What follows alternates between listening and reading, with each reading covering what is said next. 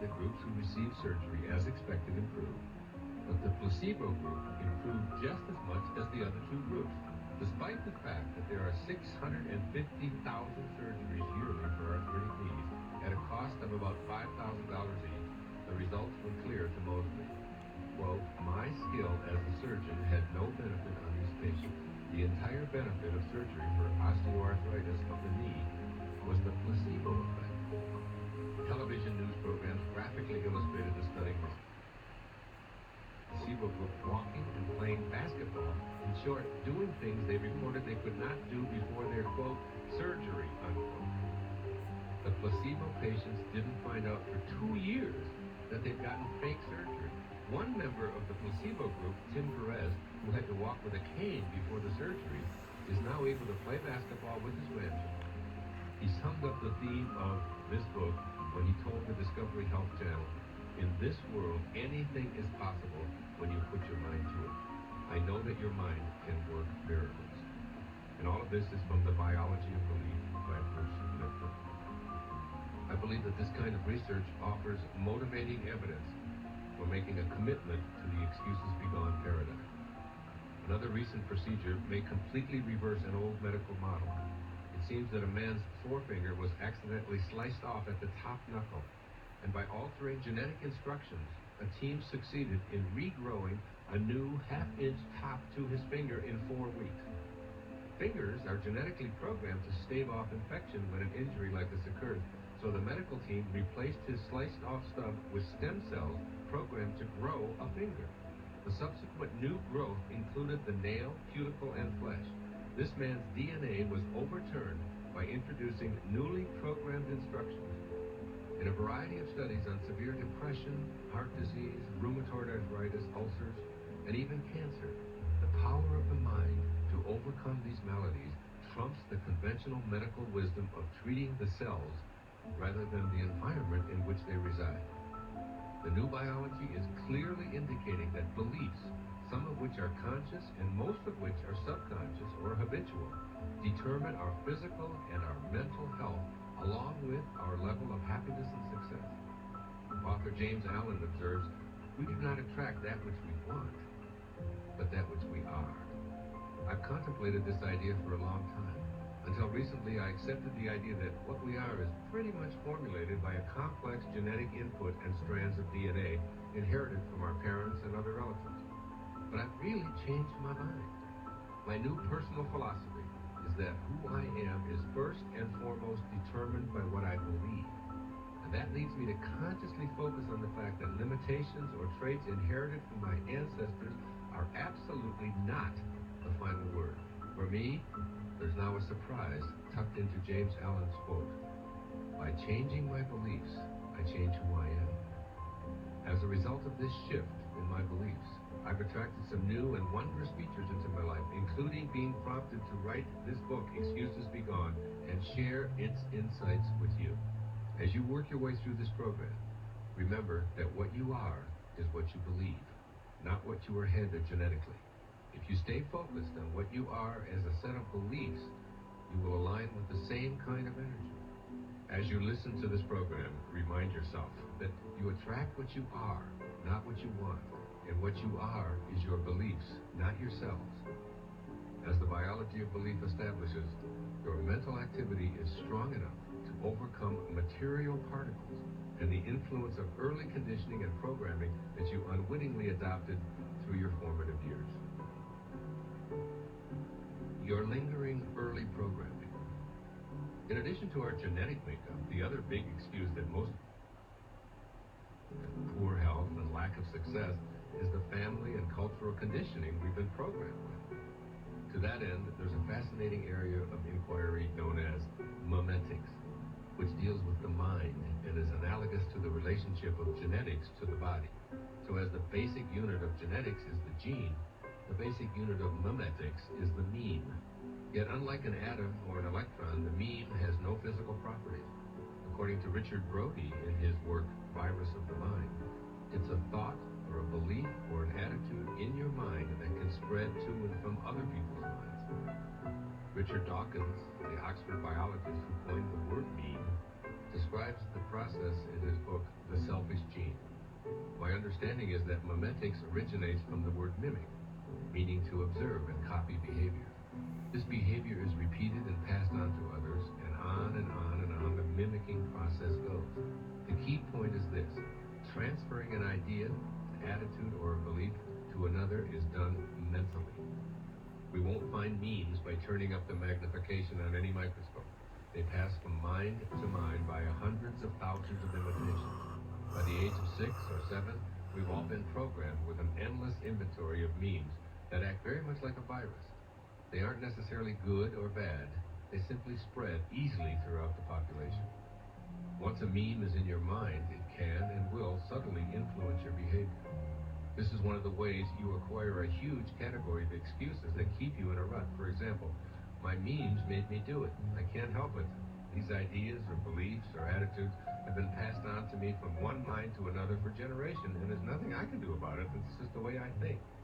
These memes have been the building blocks of my mind, and I can't deprogram myself from these viruses of the mind. They just keep replicating and spreading. These ideas or memes are so much a part of me that it's impossible for me to disinfect myself from the results of all. Every excuse you hear in this program is, in reality, a meme that was once planted in your mind. Richard Brody uses the word virus to describe what happens in the mind through mimicking and imitating. The core purpose of a virus is to make as many copies of itself as possible by penetrating wherever an opening occurs and spreading itself to as many hosts as possible. Similarly, you're a host for countless memes. They're the entrenched thoughts and behavioral characteristics of your personality. You spent years repeating and replicating ideas that were traveling from one mind to another, spreading these ideas and beliefs to many others. Memes die hard because they become who you think you are. Shedding them is like trying to discard one of your vital organs, and it taps your life energy. Many memes, in fact, were firmly implanted by your parents during your early family history. It will come as no surprise that they were easily transferred to you from your parents or your grandparents. Since ideas get fixed in your mind by spreading from other minds, they become your reality. Personally, just the visible little units that I've allowed to be to impact how I think and behave today. On these viruses and have passed them on to my children. Unwittingly, I've become a carrier. Here are some examples that continue to crop up in my life. I grew up with a depression mentality. Even though I was born in 1940 at the tail end of the Great Depression, my parents and grandparents lived through hard economic times and shared a lot of their scarcity messages with me. Don't spend recklessly, save for the future because things will only get worse. There are shortages everywhere. Food is in minimal supply. Don't waste anything. Eat everything on your plate. You don't have enough money. These ideas were visibly passed on to me as I grew up in the Midwest in the 1940s. I mimicked or imitated these ideas and allowed myself to become an instrument of these mind viruses. They grew in me, and I spread them wherever I went until they became fully ensconced in my mind and many of my actions. Although I'm now in my 60s, these memes are very much alive today and are still attempting to replicate and spread. To some extent, they serve a purpose, although they occasionally work overtime. My world isn't endangered by poverty, for instance, but I'm still a financially cautious person who likes to save rather than dispose of items retaining some usefulness. I respect those attitudes. They have no doubt originated in my childhood by being programmed into my habitual subconscious mind. But do I really need to retrieve used-up toothpaste tubes discarded by my children in waste paper baskets and strenuously squeeze out another 2 weeks' worth of product when I've earned enough to buy the entire toothpaste factory? Here's another mind virus I've noticed lately. I must have imitated sulking when I didn't get my way as the youngest of 3 boys or as a child in a series of foster homes, because I remember my adult forms of sulking, pouting, and even yelling when I was in my 30s and 40s. Recently, I was alone in my office feeling frustrated because I couldn't locate something I needed. As my frustration mounted, I became increasingly irrational. I raised my voice, loudly protested although there was no one else there, used profanity and stomped around the house until I was distraught and had given myself an upset stomach. This incident lasted 1 or 2 minutes, and then I finally calmed down and found the book I thought was the culprit in my private closet. Why am I admitting to this simple scene, given my desire to be seen as a rational spiritual teacher? Because it illustrates a point I'm making in this opening. As an embryo, an infant, and a young boy, I must have seen this kind of behavior and mimicked it. The meme infected me, replicating and spreading from a relative or a friend's mind to mine. And now, some 60 years later, I could have a built-in excuse for behaving irrationally enough to feel embarrassed by my infantile behavior and for making myself sick. The excuse is right there for me to use. I've always overreacted to frustration. It's just a part of me. I don't have any control over stomping around and blaming who knows what, using mild profanity and being immobilized because I can't tolerate my frustration. The possibilities are inexhaustible for excusing this behavior. But the question I must ask myself is, do I really want to hold on to the habitual behaviors that are ultimately capable of making me sick? Just like me, you have thousands of imitated thoughts and actions that were absorbed through contact with individuals in your childhood environment. When mind viruses serve you, it's a pleasure to observe them and express silent gratitude. But when they continue to plague your life, inhibiting you from achieving your desire, then you're on notice to start shedding them. The point is that these mind viruses, or memes, can work against you in a myriad of ways today, but you can also change them. I hasten to add here that by becoming aware of my own inclinations to use old, no longer sensible or practical responses to my frustrations, and by being willing to do the deprogramming work on my long-held thoughts, I now notice those infantile temptations and choose a healthier way. The bonus is that I'm more effective at locating the missing items I used to perplex over. Thinking that you'll always be poor, unlucky, overweight, or underweight, that you'll always have an addictive personality, that you'll never attract your soulmate, that you'll continue to have angry outbursts, that you'll always lack musical, artistic, or athletic ability, or that you'll forever be shy because you've always felt that way. These are excuses. And when you see them for what they are, you can eliminate them.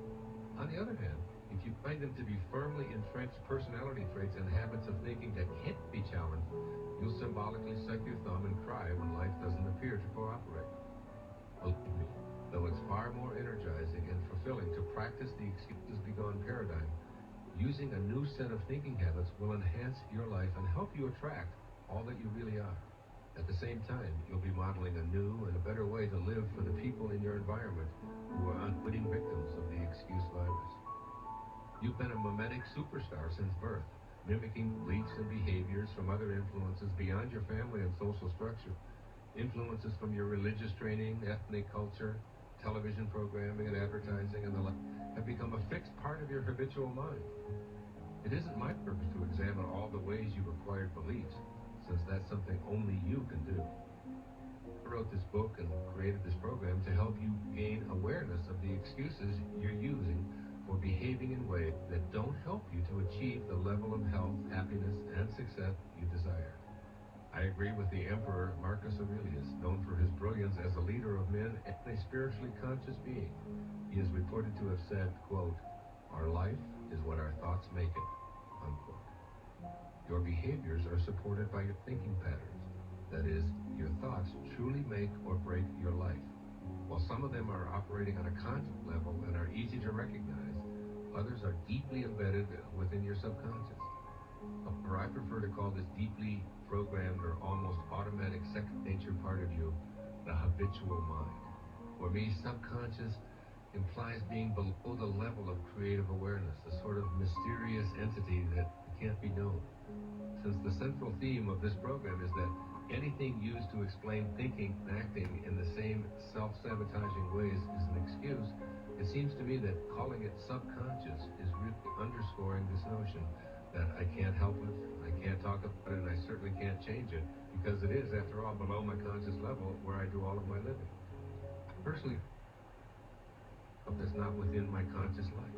Therefore, I choose to call this huge reservoir of emptiness a reservoir that pushes us all away from our divine dharma, as well as our optimal level of health, happiness, and success, the habitual mind. And while these types of thoughts might seem to be unreachable, I assure you that they'll come to the surface with an excuses be gone attitude. Kissing the big excuses goodbye. This opening chapter has introduced you to recent research and observations that are increasing our understanding of human nature. My purpose is to help you use this information to alter the parts of your life that are hampered by old science and old thinking. In summary, there are basically two big excuses we all utilize. The first one is, I can't really help the way I am. After all, people can't change their DNA. genetic makeup. That's right, stay low. Shorty, I want to see you The new post now. biology says that there's an energy field surrounding and contained within all of yourself, and this field is influenced by your beliefs. Moreover, it is out of this field that all particles are created. It's the sole governing function of the body. Something like 95% of us do not have genetic reasons for illness, depression, fear, or any other condition. Here in the 21st century, science invites you to stop believing that you're a victim of your genetic makeup, because a large body of evidence demonstrates empirically that your beliefs can change your genes. I encourage you to examine this mind-bending idea at greater depth than I'm able to offer here. There's an invisible part of you that you can call intelligence, higher function, Tao, thought, belief, spirit, God. You choose. The second big excuse is rooted in your early history and family conditioning. It impacts you in so many ways that you probably feel it's an impossible. Kiss this one goodbye as well. Just because you've been infected with a tradition meme and programmed to repeat it and pass it on to future generations, this doesn't mean you're unable to disinfect yourself and reprogram your inner world. These funny little non-things that you allow to become your master. And make no mistake about it, every excuse you've ever used is really a meme disguised as an explanation. Yet you can deprogram yourself from these mind viruses. A virus isn't concerned with whether it's contributing to your well-being or your ill-being, because it only wants to penetrate, replicate, and spread. But you don't have to be a victim of anything that was transferred from another mind to yours. Your beliefs have made these memes seem like a second nature to you. While excuses are just thoughts or beliefs, you are the decider of what you ultimately store away as your guide to life. A short discourse from the Dhammapada gives a sense of the route individuals travel as they advance toward their own inherent perfection and self-realization. Savor this ancient wisdom and incorporate its message with modern understanding of genetics and memetics. Quote, all that we are is the result of what we have thought. It is founded on our thoughts. It is made up of our thoughts. If one speaks or acts with a pure thought, happiness follows one like a shadow that never leaves. Unquote. Chapter 2, For Two Minds. Quote, the hell to be endured hereafter, of which theology tells, is no worse than the hell we make for ourselves in this world by habitually fashioning our characters in the wrong way. We are spinning our own fates, good or evil. Unquote. That's from William James, The Principles of Psychology. Some time ago, I challenged myself to study the process of making dramatic thought transitions, use attitudes and behaviors. As I scrutinized precisely what I did to undo old patterns in myself. This activity led me to question basic beliefs about the legitimacy of environmental and genetic authority in determining who I am and what I can change. Due to my success in modifying my thoughts and subsequently my actions, developed a new paradigm for eliminating unwanted, lifelong thinking habits. At first glance, much of what I'm sharing here may seem radical and inconsistent with established psychological and sociological academic tenets. So be it. Here is what in a brilliant one-act play by Jean, character states emphatically, quote, a man is what he wills himself to be, unquote. This idea of willpower is a core theme in much of my earlier writing, and I still strongly subscribe to the belief that we all have within us an invisible force that we recognize as will. But I also know that there are many facets of our lives that seem to go beyond the pale, eliminate lifelong habits. Identifying and changing some thoughts, particularly those that have been with us for what seems like forever, requires a brand new perceptual process. In contrast to Sartre's observation, Ralph Waldo Emerson offers this, quote, man is a stream, source is hidden. Our being is descending into us when we know not whence. In the 1600s, Benedict D. Spinoza had a similar observation about the human mind, which I never forgotten. Quote, the human mind is part of the infinite intellect of God, unquote. I still apply this to myself whenever I question how or why I got myself into one of those many predicaments I brought upon myself throughout my adult life. The mind that Spinoza is referring to has no form or substance. It's always working, even while you're sleeping, and most significantly, is your connection to your source. Viewed in this light, it is your personal God component, always with you, and always ready to serve you in fulfilling another of Spinoza's observations, quote, "The mind's highest good is the knowledge of God," unquote. Yes, your mind is largely responsible for who and what you've become. But there's also a beingness buried within you in a place where your thoughts originate. Emerson suggests that it's a mystery, quote, "descending into us from we know not whence," unquote. These two ideas about human nature combine in you to form what I call two minds. The one that's frequently referred to as your conscious mind is what I call creative consciousness, and the other is your habitual mind, which, as I explained in the last chapter, is what I call the subconscious mind as well. Yet whether they originate in creative consciousness or the habitual mind, I believe that any thought patterns that don't enhance and expand your joyous development are excuses. As you'll see, this means that you have far more influence to rearrange and change ineffectual and harmful beliefs or ideas. Creative consciousness. In this paradigm, the conscious mind is more accurately described as the creative conscious mind. This close to the surface, non-habitual mind makes endless decisions about what you wear, what you eat, what appointments you keep, what time you go to bed, and thousands of other daily choices in your life. This invisible and placeless place is the part of your brain that makes and cancels plans, adds new ones, and thinks continuously. This creative consciousness is always there to the point that even when you want to shut it down, it can be extremely difficult to do so. The thoughts just keep coming. What an immeasurable benefit to consider this vast, mysterious mind is really part of the source, creates everything, as Spinoza suggests. So if your mind is a creator, just as God's mind is a creator of the universe, then it can perform at the absolutely highest level imaginable. The creative force asks for nothing and has no ego. It's simply an instrument of giving, providing, and offering at all times with no consideration for itself. Put another way, the highest calling of your conscious creative mind is to be the human equivalent of God's mind. Yet you'll probably agree that most of your thoughts focus on the relatively tiny universe of your humans.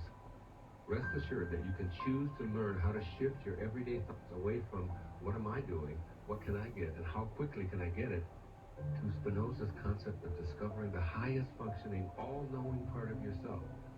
This may sound like a tall order, but I guarantee that reprogramming your creative conscious mind is really a simple matter. The endless thoughts of me are close to the surface and highly susceptible to change. You'll have the opportunity to practice this when you study the paradigm for eliminating excuses in the third part of this program. The creative conscious mind can do almost anything you instruct it to do. It can change thoughts at your bidding, practice affirmations you create, wander in blissful meditation at your invitation, and learn almost any new skill at your insistence. It can think of everything you direct it to. Through discipline, effort, and continual practice, it can also accomplish almost anything you'll focus your thoughts on. The problem with creative consciousness is that its constant shifts and changes can overwhelm and flood you. It's often referred to as the monkey mind because it's flitting about almost continuously, first having one thought and then another and then still another. Most of this close to the surface mental activity is the ego's attempt to dance to the beat of rhythms and influences that are outside of you, which are probably unwanted and unnecessary, and running your life without permission. Your creative consciousness has developed a weak connection that's full of static, so its signals from a part of the infinite intellect of God are silenced by an ego-based accompaniment that broadcasts, what's in it for me? How do I look? How much money can I make? How can I get ahead? Whom do I have to please? Why are there so many demands on me? On and on these thoughts come and then go, and then come right back again. There's statistical evidence that the conscious mind occupies approximately 5% of the total workings of the brain, leaving 95% to the realm of the subconscious. Percentages interest me less than the ability to sense your mind as not some amorphous component of your being that's constantly changing from one ego-based thought to another, but rather as evidence of your nature or your connection to the infinite intellect of creation. This style of magnificent respect alerts you to your ability to access the highest functions of your mind. The habitual or the subconscious mind. According to the author of The User Illusion, the subconscious mind has been calculated to process millions of environmental stimuli per second versus only a few dozen environmental stimuli per second that the conscious mind can process. Conventional psychological wisdom says that much of what you believe about yourself, along with almost all of your daily actions, is programmed into your subconscious or habitual mind. You spend a great deal of your time operating on automatic pilot, so to speak. In fact, you could visualize your two minds as co-pilots. The conscious mind is aware of its thoughts, but is a minor player, like a real pilot in training, while the subconscious takes care of virtually everything you need to think, say, or do.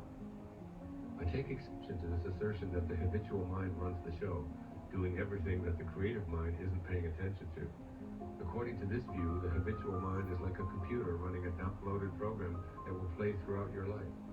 It's been permanently programmed from the moment of conception, and it's next to impossible to get new software to rewrite existing programs. I simply cannot agree that a part of your mind was nourished by ideas, images, and input that continue to be necessary for your sustainability today. It's my contention that this is a false belief that is easily revealed as an excuse. I don't believe that anyone has to live with the belief that they have programming in their subconscious mind that can't be rewritten. I'll explain my perspective on this issue. If you're the way you are because of something that's subconscious, that is below your level of waking consciousness, then it's obviously something you can do nothing about. You can't even talk about it since it's beyond your conscious mind. For the same reason, you can't understand it, you can't challenge it, and most egregiously, you can't change or fix it. How can you fix something that's totally inaccessible? It would be like attempting to repair a broken watch that was sealed away in a vault. Obviously, you would need the combination to enter into that previously inaccessible area. If it's subconscious and thus automatic, then you wouldn't have a choice. To me, that's the most regrettable thing about this subconscious model, believing that you don't have a choice. The truth, as I see it, is that everything you think, say, and do is a choice. You don't need to think, speak, or act as you've done for your entire life. When you abandon making choices, you enter the vast pool of excuses. Right now, while listening to this program, decide to begin choosing instead of excusing. You can instantly decide to reprogram and direct your life toward the level of happiness, success, and health that you prefer. I've had a downward pattern since childhood, and it concerns my stroke in my daily swim. Some people who have observed me making my way through the ocean have said that I swim as though I've had a stroke. I never paid much attention to what others said until I discovered that the way I kicked my feet, using only my right leg while my left leg stayed motionless, was putting undue pressure on my back and throwing me out of alignment as I practiced yoga and simply got older. When I was advised to change the way I swam by kicking both legs simultaneously, my first reaction was to think, I can't change my swimming style. I've been doing it this way for almost 60 years. I even swam competitively with this dire stroke. That is something I've downloaded into me from thousands of hours of swimming and as a subconscious habit. And yet after putting to the test the ideas that I wrote about in this book, I was able to rather easily adapt a brand new swimming stroke, even though I was 65 years of age at the time. Just like my being able to rather quickly change a 60-year-old habit, you can access the program you're operating with by examining your thoughts. Your habitual mind takes over when you choose to ignore your conscious beliefs. You just continue to act in ways you've been programmed to. But you can shift to your creative mind and explore your options. You don't have to buy the old argument that a part of you is inaccessible, unreachable, or buried so deep down inside that undoing early programming is impossible. You'll never successfully reprogram your computer or your mind by telling it to stop spewing out the same old garbage. You're stuck till you change to a new operating system or download some new files. First, you have to know that this is an option.